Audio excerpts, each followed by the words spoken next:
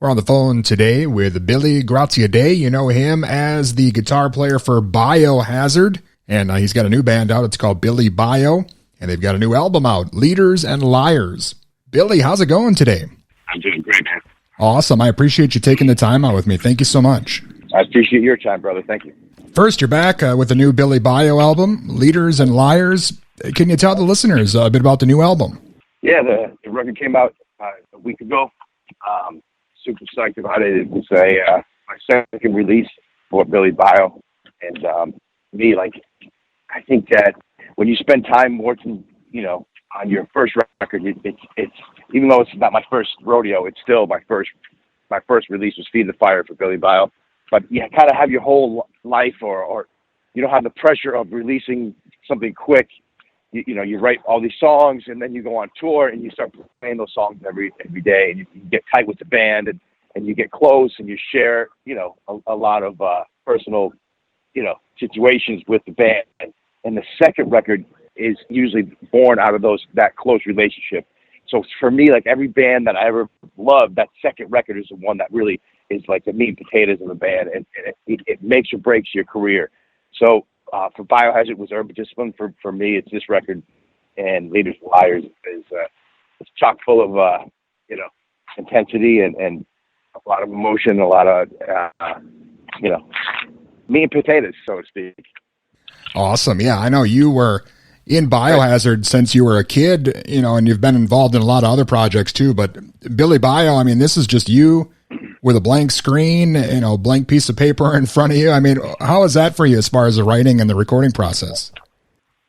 It's pretty simple, really. I mean, it's not it's a labor of love, I think, but it's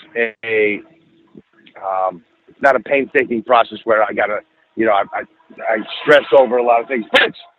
Sorry, I got my dog. I'm walking in the park, but it's not something that's difficult for me. The more you do something, the better you get at it. And for me, it's not so much that I get better at my songs. It's just the process of getting out these feelings, emotions, these ideas that I have inside of me, and that's become a lot easier.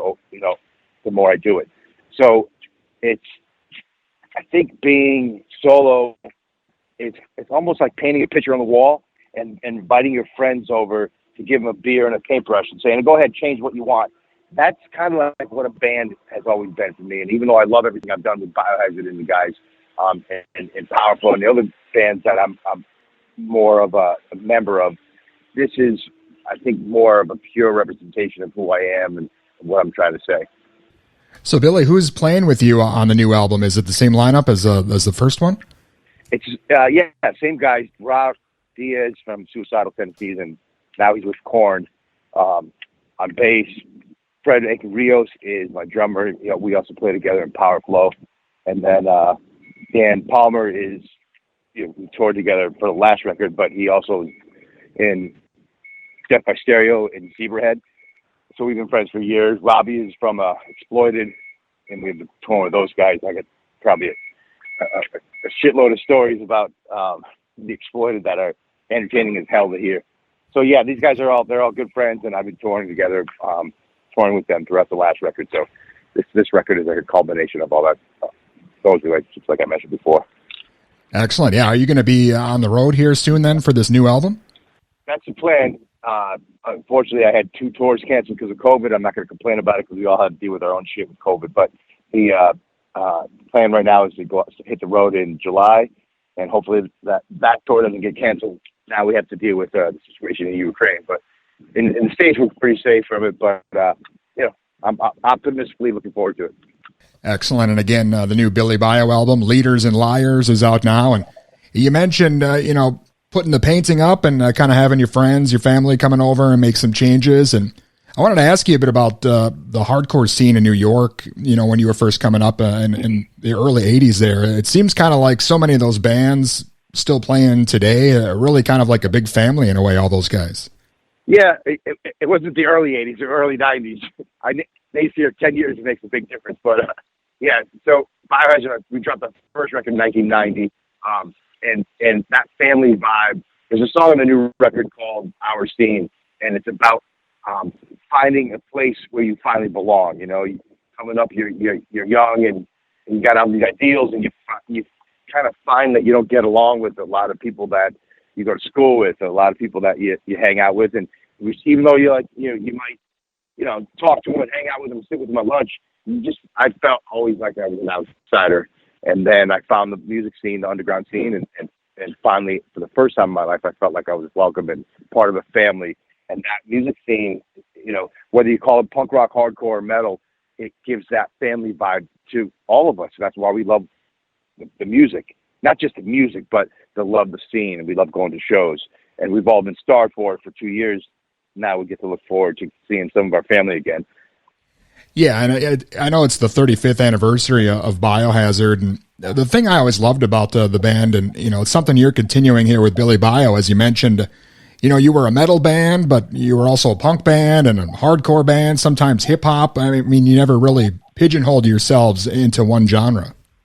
I think all that influence came from where we were coming up.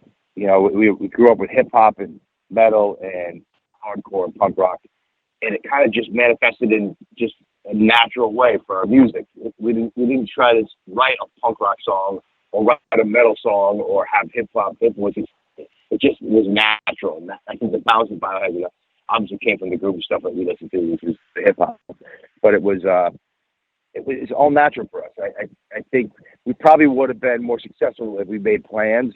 But the great and beautiful thing about Biohazard was that we didn't make plans. It was all vibe. We kind of just went with it, and whatever came out. And that's pretty much the cloth in my the thread in my cloth that I keep going.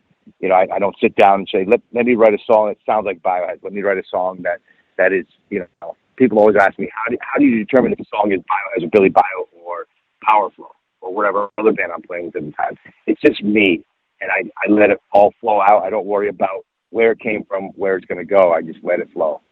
Excellent. I wanted to ask you, Billy, I know you've been on the road a long time. I wanted to ask you your memories of working on that first Ozfest. I think that was really an important, I don't know if they knew it was going to be still going on 25 years later or whatever it is, but I mean, that was a pretty awesome thing there, that first run.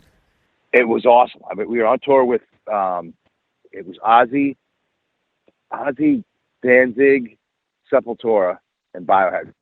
And it was a fucking great tour. We toured all around the States, and they told us, I remember we got word that the last two shows of that tour was going to be a festival style thing. And it was, that idea and concept was new to America.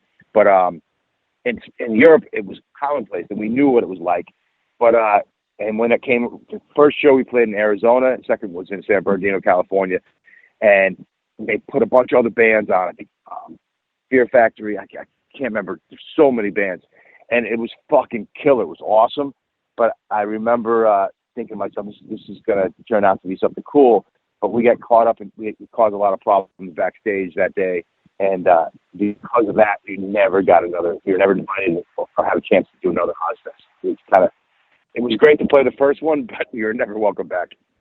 Well, of course, I got to ask you, I know you're busy now with BillyBio, but what's the status of Biohazard? Is a band just on hiatus still, or have you officially moved on? No, like I said, neither. We don't really plan anything. Danny and Bobby and I talk often. Before I was talking to you, I just listened to this podcast that Evan was doing with our buddy Toby from H2O. But my focus is what I do. I'm an artist. I'm the only one in the band that's still prolific in writing and putting music out. And this is what I do.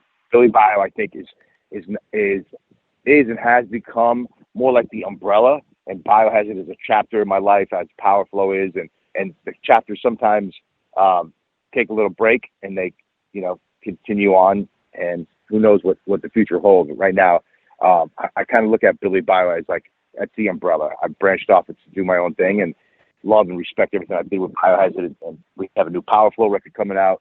So these are all just ongoing chapters in the bigger picture. As uncool and metal as that sounds, it's what it is, No, definitely. It's cool that you've still got a lot of stuff going on. I know Leaders and Liars is just out. Is there anything else maybe we should be looking out for? Yeah, check out, like I said, everything to me, this is my life. you know, BillyBio, there was what I came up with, when I decided to branch off and kind of, instead of just having a band and kind of do my own thing, I had a band with Jennifer from Kitty. It was called Suicide City, and we didn't talk about Biohazard. Like, the record labels, we had all these record deals on the table, and like, yeah, they want to sign us only because it's Biohazard and you're from Kitty. That's it. They don't even know the music yet. We don't even have anything. And so I kind of like just didn't want to kind of ride the coattails of my name for Suicide City. But then when I started working on BillyBio, I had a couple different ideas for different groups, and I realized that this is who I am. You know, we're all products of our past. From people we meet, the good and the bad experiences all make us who we are. So I just thought, you know, fuck it. Biography is it's a little play on Billy biography, my life, and obviously the Biohazard ties. So this is what I do. Check out my videos on my YouTube channel, BillyBio. I pay attention, not pay attention. I think the visual, the musical, the lyrical, it's all one expression for me. It's all one art, you know. And I know in the fucking metal and punk rock hardcore world, to say it's art, it's kind of like a little bit out there, but it is. It's what we do. You know, we create something out of nothing, and it's powerful, and it lives on forever. So from the artwork, I worked with my buddy LaCrue Eyebrows from New York on the artwork. We have an NFT coming out. We have all these videos that I painstakingly direct and edit, and really proud of. So it's like a baby for me, I guess. And each little side, I would say Leaders and Liars is my second kid, and I'm trying to do the best I can to raise more.